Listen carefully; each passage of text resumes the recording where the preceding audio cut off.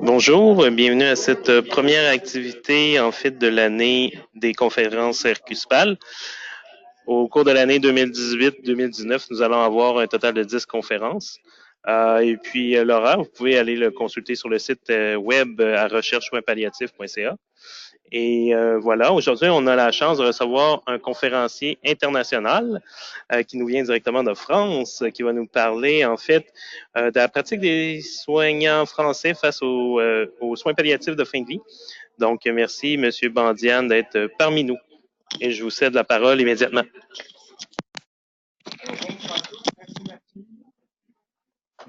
Allez-y. Merci d'être là et merci à ceux qui sont en distance. Donc, de votre présentation, je m'appelle Karim Bendian, je suis sociologue de formation, mais docteur en recherche clinique, santé publique et épidémiologie. Et je travaille dans une unité de recherche qui est localisée à Marseille, donc dans le sud de la France, une unité INSERM, IRD, et je suis aussi chargé d'enseignement pour l'université Aix-Marseille. Alors, ce que je vais vous présenter, ce n'est pas une enquête en particulier, c'est un peu un bilan d'une dizaine d'années, voire plus d'une vingtaine d'années, d'un programme qu'on a régulièrement conduit sur les soins palliatifs. Je ne vais pas rentrer dans le détail de chacune des enquêtes qu'on a pu mener dans ce type de programme, mais plutôt vous donner une vue d'ensemble des résultats qu'on a pu obtenir sur l'ensemble de ces années et à partir des analyses des différents sets de données qu'on a pu collecter. Alors, tout le monde m'entend là? Il n'y a pas de problème?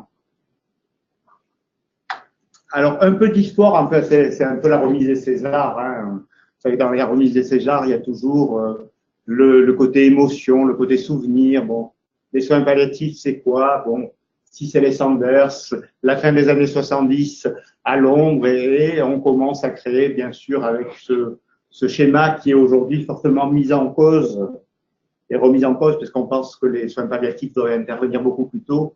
Mais ce schéma d'alternance entre les soins curatifs et les soins palliatifs, avec les soins au temps du décès et les soins après le décès, tout en sachant que jusqu'à la fin des années 70, à la fois le traitement de la douleur et le traitement des personnes en fin de vie, ce n'est pas considéré comme une entité médicale. C'est ce qu'on appelait un peu les restes de la médecine.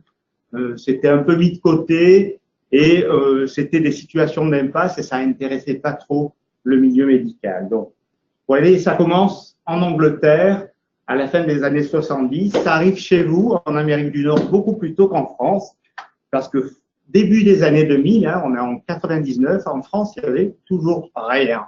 Et puis, il y a un sénateur un peu passionné et un peu militant, qui s'appelait Lucien Wirtz, qui a édicté un rapport sur le retard français en matière d'accès aux soins palliatifs. C'est que 20 ans après, en France, la fin de vie, paradoxalement, le traitement de la douleur aussi, était toujours il y avait toujours un retard français et puis une volonté de ne pas se préoccuper des situations de fin de vie. Donc, c'est l'État qui a repris la main avec Lucien Wirtz. Il y a eu la production de rapports, il y a eu la promulgation d'une loi et surtout la décision d'élaborer des plans triennaux pour promouvoir les soins palliatifs à travers l'ensemble du territoire national français. Donc, après ce moment d'émotion et de souvenir, puisque les deux personnes, à la fois si c'est les Sanders et Lucien Wirtz, nous ont quittés il y a pas si longtemps, on va rentrer directement dans le vif du sujet. C'est en 99 qu'on nous a... Il y a eu une espèce de convergence à la fois dans le milieu de la recherche, le milieu politique et le milieu des associations, et on s'est dit, bon, ben, ça suffit, on va voir pourquoi, et essayer d'expliquer pourquoi il y a un retard en matière de prise en charge des situations de fin de vie en France. Et on a décidé dans un premier temps de s'adresser aux personnes les plus concernées, à savoir les soignants, médecins et infirmières, pour essayer de trouver des modèles d'explication qui pouvaient nous donner des idées pour promouvoir les soins palliatifs en France. Donc, on a mis en place un grand programme de recherche qui s'est appuyé dans un premier temps sur 4 enquêtes téléphoniques nationales sur les attitudes et pratiques donc des médecins et des infirmiers, des soignants, hein, parce qu'en France, le personnel infirmier en 2002 a été mis en première ligne, notamment dans le cadre du traitement de la douleur. On a essayé d'étudier les pratiques et les attitudes donc, des soignants face aux patients de fin de vie pour savoir qu'est-ce qui en fait bloquait. À ce titre, on a interrogé des médecins généralistes, des médecins spécialistes en se focalisant sur les spécialités les plus concernées par la fin de vie, à savoir les oncologues, les neurologues pour les maladies dégénératives comme la sclérose amyotrophique latérale, et ainsi que des médecins exerçant dans les unités spécialisées dans le traitement des personnes atteintes dans le VIH, parce qu'on était à la fin des années 90 et il y avait encore des personnes qui mouraient du sida. Bien évidemment, à l'heure actuelle, avec l'avènement des trithérapies, c'est beaucoup plus rare, mais à l'époque, il y avait encore des patients atteints de VIH qui mouraient du sida et qui se retrouvaient dans des hôpitaux ou des services long séjour et pour lesquels on ne prodiguait aucun soin palliatif. Par la suite, quelques années plus tard, et dans un souci d'équilibre, on a étendu nos enquêtes aux infirmiers, à la fois ce qu'on appelle en France les infirmiers libéraux, c'est-à-dire les infirmiers qui exercent en ville, qui ne sont pas rattachés à des services hospitaliers, mais aussi, et c'était la première fois que ça se faisait, auprès d'infirmiers exerçant au sein de services hospitaliers. Alors bien sûr, on n'a pas pris tous les services, on a essayé de prendre une série de services ou des échantillons d'infirmiers exerçant dans des services plus ou moins concernés par les situations de fin de vie, à savoir les soins intensifs, les urgences, la neurologie pour les maladies neurologiques dégénératives, la médecine interne, l'oncologie, l'hématologie, l'hospitalisation à domicile, les services de traitement de la douleur et effectivement les quelques services existants de soins palliatifs. Il y en avait très peu.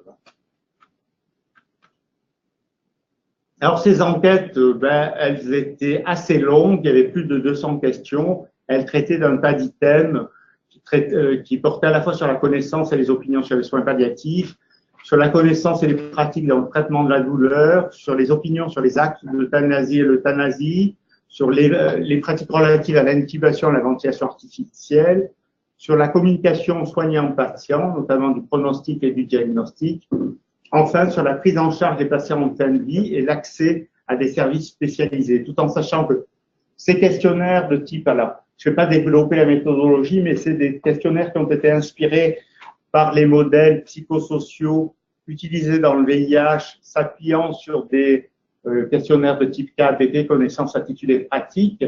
Donc, ces questionnaires étaient à la fois des questionnaires d'opinion, mais comportaient une série de cas cliniques. Et ça, on verra par la suite comment on a exploité ces cas. Et ces cas cliniques présentaient des situations très concrètes avec des profils de patients bien identifiés.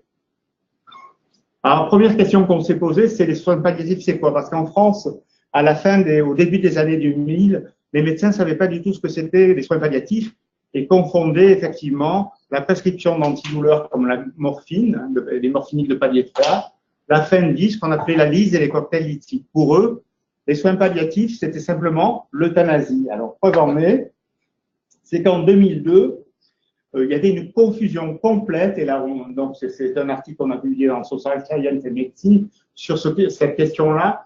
En 2002, on s'est rendu compte que les médecins ne savaient pas ce que c'était que les soins palliatifs et que pour eux, les actes relevant des soins palliatifs, c'était simplement l'euthanasie. C'était aider les patients à mieux mourir avec des actes médicalisés. Preuve en est, sur la sédation et la prescription de morphine à forte dose, là, je vous montre un petit, c'est des analyses descriptives. Hein.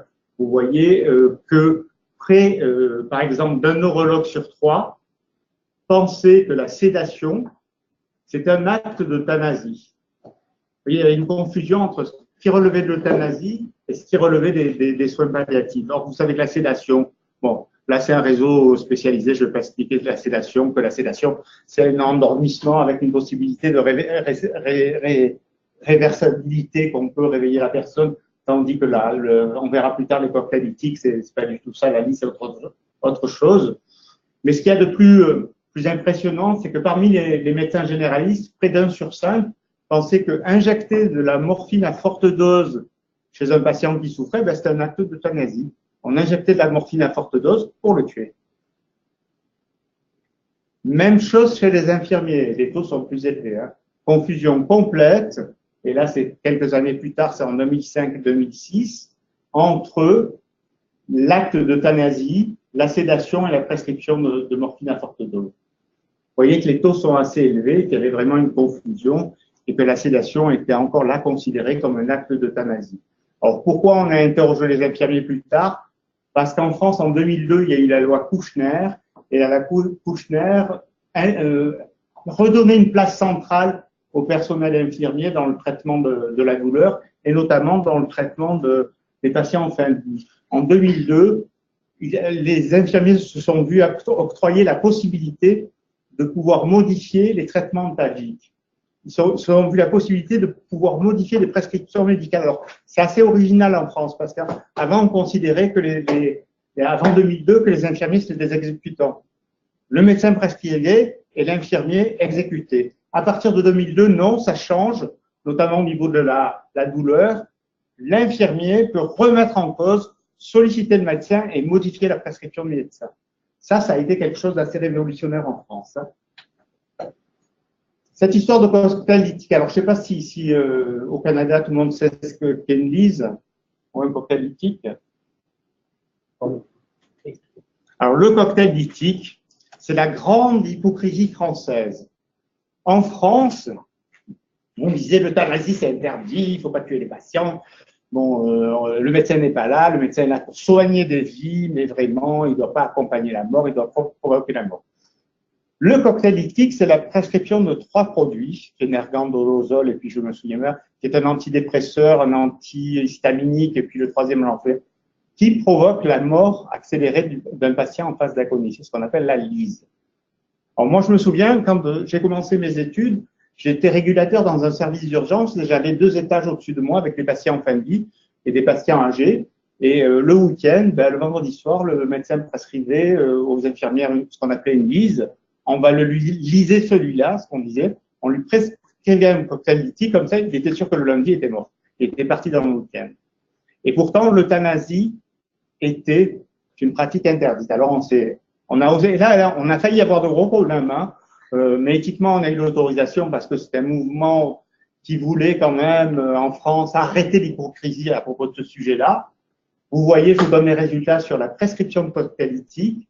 Beaucoup de médecins considéraient, notamment les oncologues, 40%, qu'ils avaient une connaissance d'une prescription d'au moins un cas de prescription de cocktail lithique chez un patient au cours de l'année précédente. C'est-à-dire que pour la plupart des médecins et la plupart des médecins qu'on rencontrait, c'était une espèce de non-dit. Le cocktail lithique, c'était une pratique courante en milieu hospitalier. C'était de l'euthanasie, mais de l'euthanasie sous couvert d'une espèce de corporatisme, de non-dit. Et ce qui était redoutable, c'est qu'on branchait ça le week-end, le soir, et que c'était souvent les infirmiers de nuit ou les infirmiers de week-end qui se retrouvaient à gérer la fin de vie des patients, puisque, à la différence d'une sédation, le cocktail lithique provoque une dépression respiratoire et le patient s'étouffe et meurt.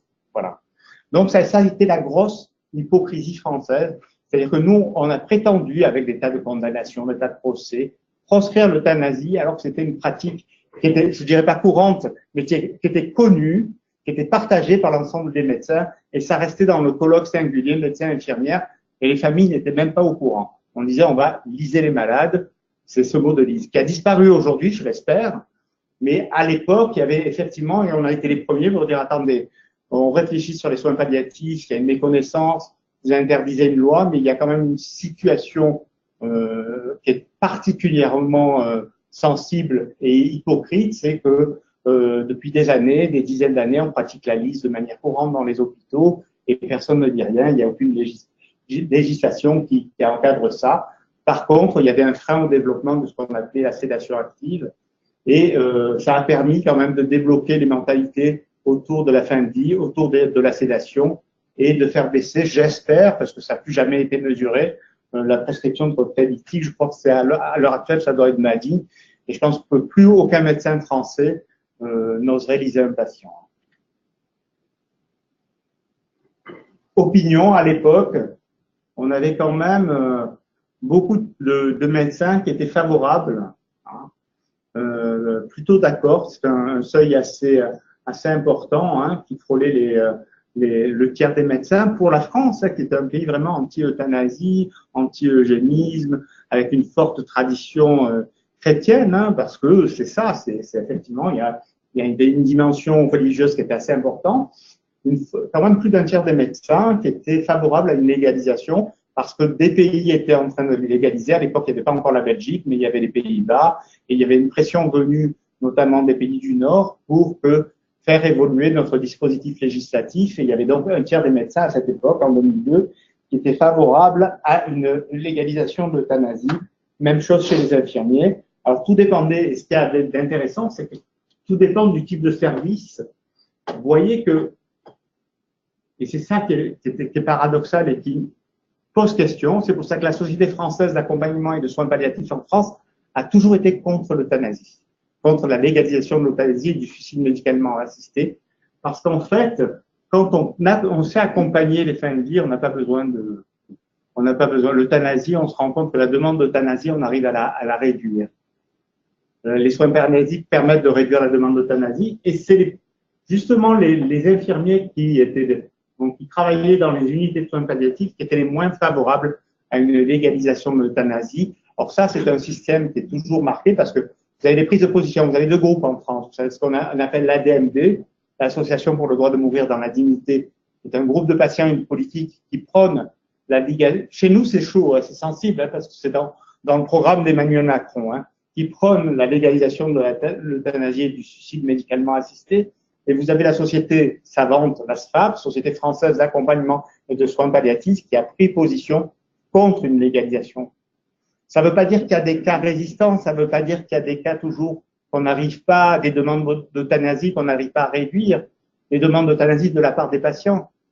Mais ils sont foncièrement contre une légalisation et une systématisation de l'euthanasie. Alors, il y a des évaluations contradictoires de ce qui se passe en Belgique, aux Pays-Bas, de ce qui s'est passé chez vous en Alberta au Canada. Je ne connais pas la situation québécoise, j'aurais dû me renseigner avant, mais je crois que c'est pas légalisé chez vous. Ici au Québec, au Canada, c'est légalisé. Oui, c'est légalisé. Ouais. Ben, nous, c'est toujours interdit. C'est dans le projet. Et on a vraiment, ça, vous en débattrez la semaine prochaine, certainement, lors du congrès, parce que je pense qu'il y a beaucoup de Français qui vont venir et beaucoup de gens de la SFAP pour vous dire pourquoi ils sont contre. Et là, c'est dans le programme de Macron. C'est un truc très sensible qui va passer cette année. Et vous allez avoir, alors, c'est comme le mariage pour tous. On va avoir, bien sûr, une réappropriation de ce débat sur l'euthanasie par des groupes extrémistes, de religieux extrémistes. Et il y a quand même la Société française d'accompagnement et de soins palliatifs qui a pris position contre. Alors, en méconnaissance des soins palliatifs, on s'est rendu compte que à cette époque, l'opinion sur la légalisation de l'euthanasie était un marqueur de distance par rapport à la situation de santé.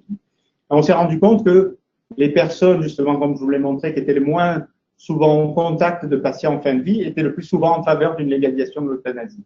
Donc, il y avait dans cette opinion sensible un espèce de mécanisme de mise à distance par rapport à la souffrance, souffrance totale, pour reprendre le concept de Ceci Sanders, que pouvait présenter une situation de fin de vie.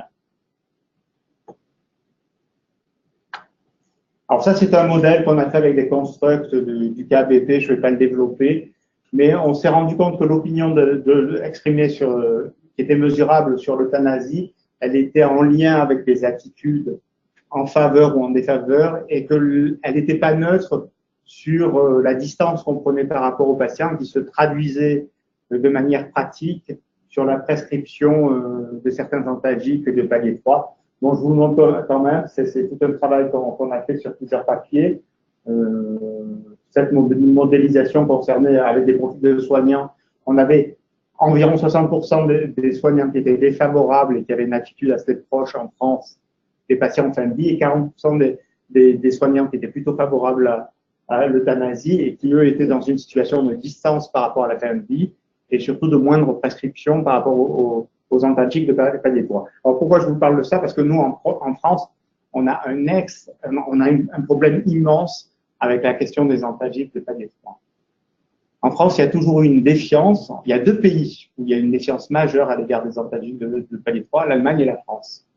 Alors, on peut dire c'est une représentation de la douleur, mais pourtant l'Allemagne est un pays protestant et la France un pays majoritairement catholique. C'est pas ça. Il y a une défiance à l'égard des antalgiques de palier 3, on a du mal à l'expliquer. Et là, notamment quand on est parti la semaine dernière, il y avait le Figaro qui disait attention, regardez ce qui se passe aux États-Unis. nouvelle épidémie de dépendance à l'oxycodone, il faut faire attention au palier 3. Cette défiance à l'égard des morphiniques en France, elle traîne depuis des années et on continue à avoir des problèmes de sous-traitement de la douleur récurrents en France. Alors là, je n'ai pas les chiffres. Les dernières estimations, c'est que 2 patients sur 5 souffrants ne sont toujours pas traités parce qu'il y a toujours une espèce de défiance à l'égard des oncologues. En France, c'est vraiment un gros problème de traitement de la douleur. Donc là, on n'est pas sur le traitement de la douleur, on est sur les soins palliatifs, mais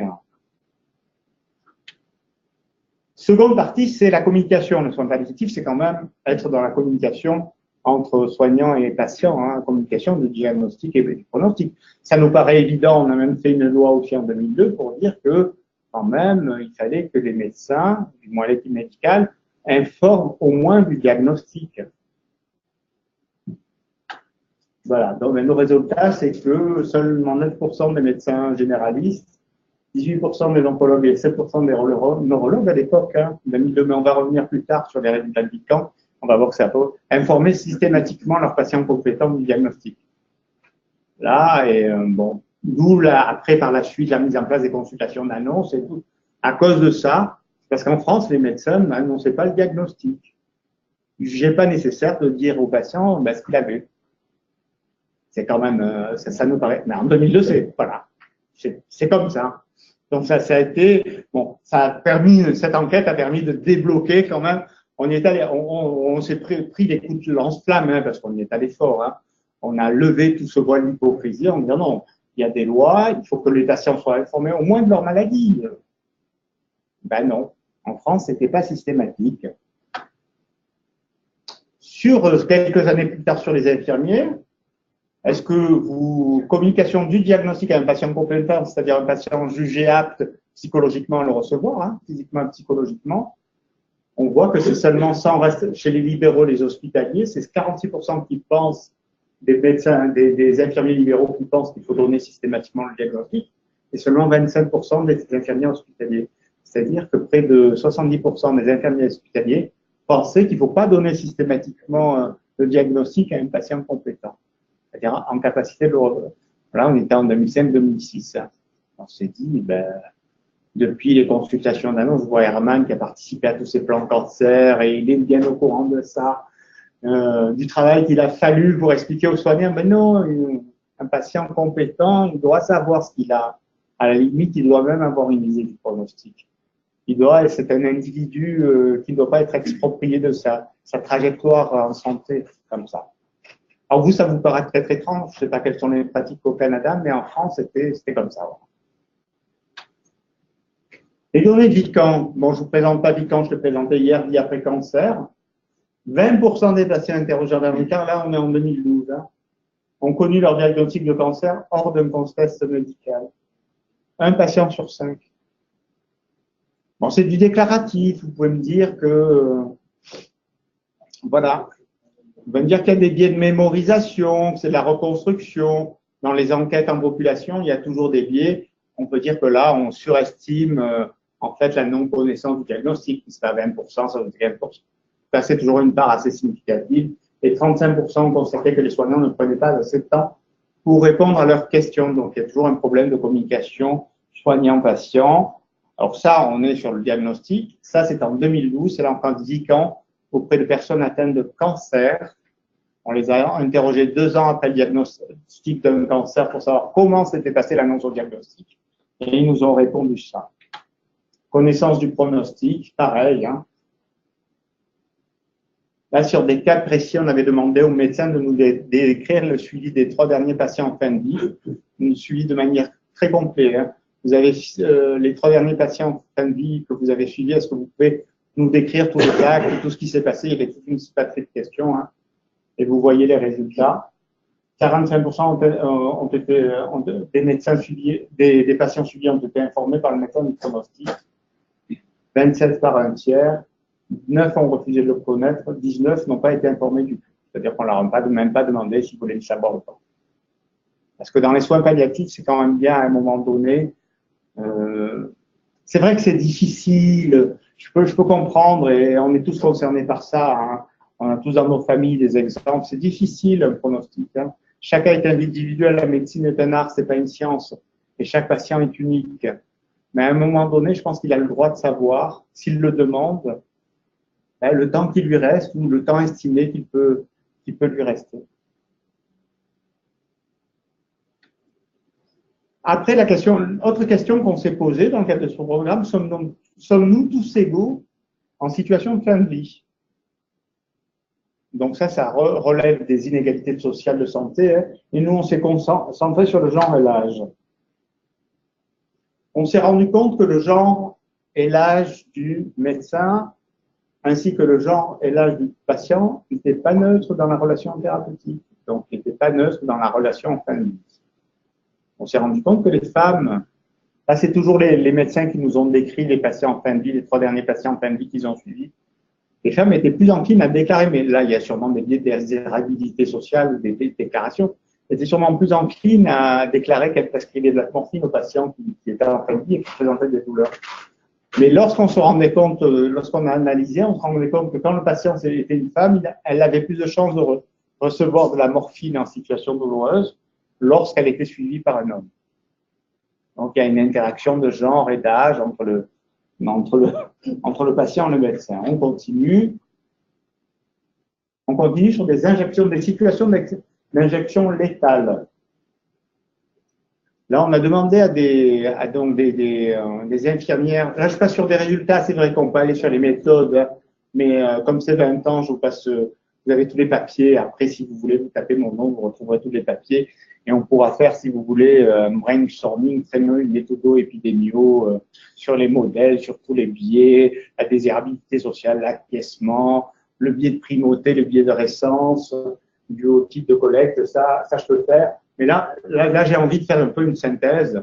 Peut-être là, c'est parce que j'atteins la cinquantaine, peut-être, et que j'ai commencé il y a quelques années, mais c'est bien de faire une synthèse de tout ce qu'on a fait depuis pas mal de temps sur ce sujet-là.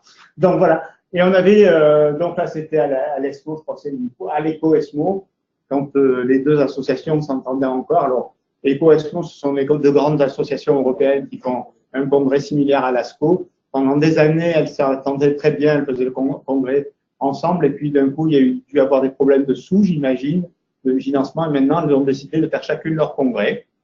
Donc, l'ECO-ESMO, ça réunissait tous des gens, c'était comme l'ASCO, hein, il y avait des gens qui venaient du monde entier. Et nous, on avait présenté là en communication orale un modèle, et on s'est rendu compte sur l'agrément, sur la prescription d'une injection létale, avec différents scénarios. Un patient avec une douleur sévère, un patient qui avait des problèmes de dysfonctionnement et d'un handicap, un patient qui avait une dépression, et un patient qui avait une perte du sens de la vie. Enfin, il y avait différents types de patients, et on s'est rendu compte que le sexe de l'infirmière était déterminante dans la décision ou pas pour certains types de patients d'avoir recours à une injection létale. De dire, bon, ce patient, il doit mourir, il doit avoir une injection létale parce qu'il le veut et parce qu'il. Donc, généralement, les hommes étaient plus enclins à prescrire des injections létales et à vouloir y participer aussi. Hein. Après, on s'est dit, bon, on va mesurer les interactions de genre et d'âge. Dans notre vignette clinique, je sais que je ne peux pas le déplacer, on a donc, de manière aléatoire, sur des mêmes cas cliniques, changer le sexe et l'âge du patient. Soit c'était un homme, soit c'était une femme, soit c'était un jeune, soit c'était un vieux. Donc voilà, distribué automatiquement par ordinateur de manière aléatoire pour mesurer les interactions de genre et d'âge. Là, on s'est rendu compte que le sexe du patient était significatif et que il semblerait que les problèmes de dépendance, les problèmes de désespoir ou de démotivation soient plus sensibles quand le patient est un homme, soient moins supportables par le personnel soignant, là c'est les infirmiers, lorsqu'il s'agit d'un homme. Donc, le personnel infirmier aura plus recours à une injection létale pour des situations de souffrance chez un patient homme. Et ça, de manière significative. Alors, bien sûr, tous ces modèles ont été ajustés par toutes les variables dont on pouvait disposer, à savoir sexe, âge, genre du soignant, caractéristiques socio-démographiques, plein de choses. Hein. Ça, c'est des modèles multivariés que je vous présente. Hein. Les autres ratios sont des modèles multivariés. Donc, effectivement, ben, quand c'est un patient homme, on a plus tendance à dire ben, on est d'accord pour qu'il ait une injection létale. Autre cas qui est sensible en soins palliatifs, c'est l'intubation et la ventilation, notamment sur les personnes atteintes de SLA. Est-ce qu'il faut intuber? Et après, quand il faut intuber, est-ce qu'on ventile? Parce que quand on intube quelqu'un qui a une SLA, on sait qu'on lui programme des années. Voilà, quoi. Ça, c'est vraiment une réflexion. Pour quelqu'un qui a une SLA, est-ce qu'on intube? Et une fois qu'il est intubé, est-ce qu'on fait la trachéotomie pour assurer une ventilation artificielle? En France, c'est une grosse question. Et c'est une question que les familles avec des personnes atteintes de SLA se posent souvent. C'est est-ce qu'on les programme à vivre de manière mécanique pendant des années, ou est-ce qu'on trachéotomise pas et on les laisse partir tranquillement?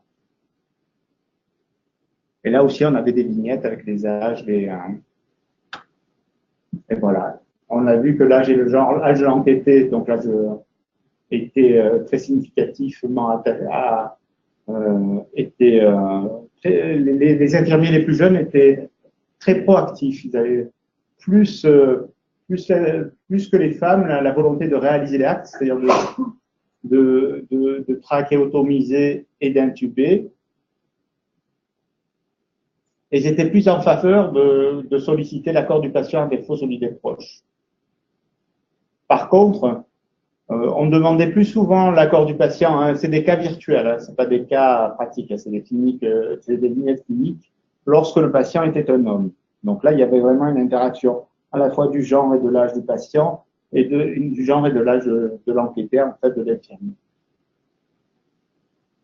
Donc, il y a bien des soins palliatifs pour tous, les inégalités sociales de santé. Il y a bien des inégalités sociales de santé dans les soins palliatifs. On a toujours l'impression que les soins palliatifs, quand on écoute les acteurs ou les soignants, c'est pour tout le monde, de manière… Bon, on n'a pas pu mesurer, parce qu'on n'a pas en France l'origine ethnoculturelle, ce qu'on fera un jour, hein, puisque c'est interdit, mais je suis sûr qu'avec l'origine ethnoculturelle et les concepts de McNichol d'utilité sociale, si on avait fait tourner des scénarios avec des couleurs différentes, des communautés ou des religions différentes chez nos patients, on aurait eu aussi des trucs significatifs. Dire ça, c'est un peu s'avancer, mais c'est vrai que ce concept qu'on connaît, le concept d'agile et d'utilité sociale, nous, on ne peut pas, pour l'instant, l'étendre à une conception plus loin sur des communautés plus larges. Donc là, pour l'instant, sur les inégalités sociales, on est sur le genre et l'âge. On n'a pas fait tourner aussi les problèmes aussi de situation économique des patients. Je suis sûr que ça intervient aussi dans ce genre de décision. Donc la décision médicale n'est pas neutre. Voilà. On peut simplement dire que le colloque singulier, c'est pas un patient neutre et un médecin neutre. C'est un patient sexué et qui a un âge face à un médecin qui est lui-même sexué et qui a un âge. Voilà. Donc cette interaction, bien sûr, elle provoque des variabilités dans les pratiques de soins. Et ça, il faut en être conscient. Il faut en être conscient, d'autant plus qu'en France, on a ce qu'on appelle un problème de changement démographique. On a une médicalisation, une féminisation des professions médicales et une masculinisation des professions paramédicales. Donc tout ça, ça joue. Et c'est des questions qu'on se pose en ce moment en France. Est-ce que la médecine pratiquée par une femme, en termes de genre, hein, là je rappelle la théorie du genre, hein, pour moi la femme, c'est pas quelqu'un qui est biologiquement qui a un sexe masculin, c'est quelqu'un qui socialement a accepté le rôle d'être une femme. Donc voilà. Est-ce que ça, c'est pas… Ben oui, une femme, c'est quelqu'un qui a accepté le rôle d'être une femme. peut être un homme et être un grand genre, la théorie du genre en sociologie et accepter un rôle féminin. Donc c'est rare, mais ça existe. Donc là, il y a vraiment des comportements attendus selon le genre, c'est la théorie du genre. Hein. Et là, on se pose vraiment des questions, nous, en France. D'ailleurs, il y a, même au niveau santé, là, je fais un peu une extrapolation. À un moment donné, il y a des tas de journaux qui s'étaient créés sur la santé des femmes dans les années 70. Il y a d'ailleurs une sociologue qui a travaillé sur ça, hein, sur les gender studies. Et maintenant, depuis la fin des années 2000, depuis 2010, on est dans masculinity studies. Il y a Men Health qui vient de sortir il y a quelques années. Et vous êtes tous les chercheurs sont hommes surtout, reçoivent des emails publiés dans Men's Health. Alors qu'il y a une pléthore de journaux scientifiques pour les femmes. Maintenant, il commence à y avoir des journaux consacrés à la santé des hommes, parce que l'homme n'est plus le modèle de référence de la bonne santé. Donc, donc, ces questions de genre, elles ne sont pas neutres dans la médecine. J'arrête ma digression. Des soins palliatifs pour tous. Les données de la cohorte cancer. Donc là, on n'est plus dans les années, on est plus contemporain. On a passé les enquêtes auprès des patients, des médecins, parce que ça reste quand même des enquêtes déclaratives, des enquêtes d'opinion avec des biais, des scénarios cliniques qui sont virtuels sur des faits qui n'existent pas. Donc, on va passer sur des données beaucoup plus objectives à la fin au début des années 2000, et on a commencé à travailler sur des données médico-administratives, notamment là, il y en a plein, mais là, moi, je vous montre celle de la cohorte cancer, au côté de Bierman. Donc, c'est 7 millions de personnes diagnostiquées depuis 2010, c'est une cohorte incidence, donc toutes les années, hein. Et on récupère toutes les données relatives à leur consommation de soins. Je crois que sur la base, il y a 10 millions de personnes maintenant, c'est-à-dire qu'on suit l'ensemble des personnes atteintes de cancer diagnostiquées en France depuis 2010, parce que c'est une cohorte incidente. Chaque année, il y a des patients qui rentrent. Et elles sont suivies pendant 25 ans. Donc voilà, je crois qu'il n'y a que la Norvège qui est aussi totalitaire, et la Suède. Mais la France, on peut le faire, puisqu'en fait, on a un système d'assurance sociale qui couvre à peu près 99% de la population entre les différents régimes, ce qu'on appelle les régimes généraux, le régime des agriculteurs, le régime des indépendants qui n'existe plus, depuis loi Macron depuis 1 an, et puis tout ce qu'on appelle en France, dont vous entendez peut-être parler, et qui pose beaucoup de problèmes, c'est les régimes spéciaux. C'est-à-dire qu'en France, on a des gens qui peuvent partir à leur retraite à 50 ans, alors que les autres vont devoir travailler jusqu'à 70 ans, parce qu'ils relèvent d'un régime spécial, notamment les travailleurs des mines, parce qu'ils descendaient dans les mines. Mais il n'y a plus beaucoup de personnes qui relèvent du régime des mines qui vont au fond des mines. Mais bon, ça, c'est le système français, quoi. Et si je dis ça, j'espère qu'il n'y a pas des Français très politisés, sinon je vais avoir de gros problèmes. J'espère que ça se limite au Québec, j'aurais plus de raison. Donc là, sur la cohorte cancer, on a vu sur les gens diagnostiqués en 2013, et dans les 2 premières années, on a regardé tous ceux qui étaient décédés, qui avaient accédé aux soins palliatifs. Et on voit qu'il n'y en a que 52%. On n'a pas la cause du décès pour le moment. On est en train de travailler avec le CEPI-décès en France. Donc, on ne sait pas si c'est des décès directement imputables au cancer ou pas. Néanmoins, on voit à peu près une personne sur 2, un peu plus d'une personne sur 2, a eu accès à un moment donné à des soins palliatifs. Donc, il y a du chemin. C'est l'ensemble des personnes qui sont décédées atteintes d'un cancer dans les 2 ans. Donc, on peut dire, bon, elles ont peut-être eu un accident de voiture en sortant de l'hôpital, mais il y a de fortes chances pour que ce soit quand même, pour la plupart, associé au diagnostic de la tumeur, mais on ne sait jamais. Hein. Les causes de décès, elles peuvent être liées à des comorbidités ou à des accidents. Hein. Mais enfin, 1 sur 2, ou un peu plus d'1 sur 2, 57%. C'est quand même, ça, c'est 2013, de 2013 à 2015. Donc, c'est pas encore ça. Hein. Qui a accès majoritairement? Les gens qui avaient un diagnostic métastatique, qui n'avaient pas accès, les in situ, pourtant ils sont morts. Il y a un effet gravité. Et là, bon, il n'y a pas de biais de représentativité, il n'y a pas de biais de déclaration, c'est exhaustif et c'est des données médico-administratives. C'est simplement la réalité. Différents temps, du diagnostic au décès en jour, du diagnostic à l'accès aux soins palliatifs, de l'accès aux soins palliatifs au décès en moyenne, donc 63 jours, 2 mois. Donc ça, c'est des données de cadrage qui aident beaucoup, qui vont beaucoup aider, j'espère, les acteurs des soins palliatifs à réfléchir aussi à leur activité, à savoir le gros problème qu'on a, nous, c'est la codification des soins palliatifs et le fait que vraiment, on essaie d'avoir des temps plus longs et qu'on pense que les soins palliatifs, alors c'est vrai qu'il y a la confusion soins palliatifs, soins de support, alors je ne sais pas si elle existe aussi ici, il y a un peu une bagarre entre les 2 sociétés qui se sont divisées, puisqu'en 2008, il y a l'ASFO qui a été créée, la Société des soins de support, qui s'est détachée de l'ASFAP, et qu'on dit oui, ça relève des soins de support, non, c'est des soins palliatifs. En fait, le gros enjeu, c'est de faire en sorte que les soins palliatifs interviennent au plus tôt, et pas 2 mois avant le décès. Mourir chez soi. On s'est posé la question, est-ce qu'on pouvait mourir chez soi? Parce que c'est quand même le gros objectif. On en entend tous, et là j'ai vu des affiches, là, notamment dans ton hôpital, Sophie, où où il y avait une conférence, mourir chez soi, c'est bien. Enfin, bon, bref, le retour à domicile, nous, ça a été un des grands objectifs, un des grands enjeux des plans de soins palliatifs. Et j'en terminerai là. Ben, on s'est rendu compte que ben, l'accès, il y avait une disparité régionale qu'on n'arrive pas à expliquer, quoi. Il y a des endroits où on meurt plus facilement à domicile que d'autres. Ça, c'est un article qu'on a publié avec Bill Weeks, William B. Weeks de Dartmouth. Et il a pris toutes les données du DRCI et il s'est rendu compte qu'il y avait une différence, une inégalité géographique, alors qui était peut-être liée simplement à l'implantation et la couverture des soins palliatifs en France. On a mis énormément les différents poids sur les réseaux, énormément d'argent pour essayer d'harmoniser une continuité territoriale en matière de soins palliatifs en France. Pourtant, vous voyez, il y a des pratiques qui sont différenciées selon les territoires. Voilà, j'en ai donc fini. J'ai pas de conclusion, si ce n'est que on est parti dans une situation qui n'était pas très évidente. On était avec un gros retard qu'on essaie de rattraper. Pour le moment, au vu des dernières données qu'on a, on a une meilleure couverture des soins palliatifs.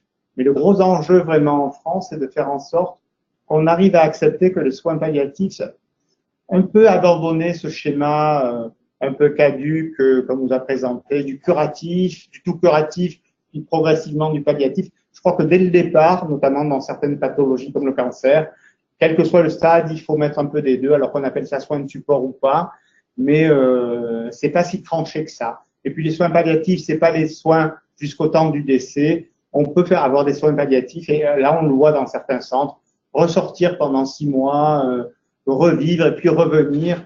C'est des soins d'accompagnement qui peuvent se faire à plus long terme. Voilà, j'en ai fini. J'ai à peu près fait la synthèse et on continue à travailler sur ce sujet-là, même si avec la vie après le cancer et puis les trajectoires en hormonothérapie, on a d'autres tâches et d'autres sujets sur le feu, mais les soins palliatifs, donc, c'est quelque chose où je me suis personnellement investi pendant quelques années, qui est parti d'une situation assez compliquée en France et surtout un déni français par rapport à la fin de vie qui était assez insupportable.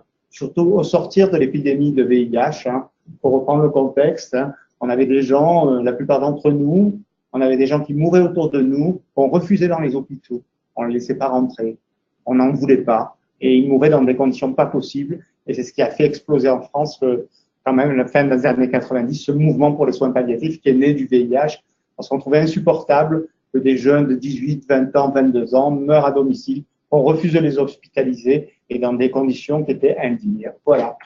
J'en ai terminé. Merci de m'avoir écouté.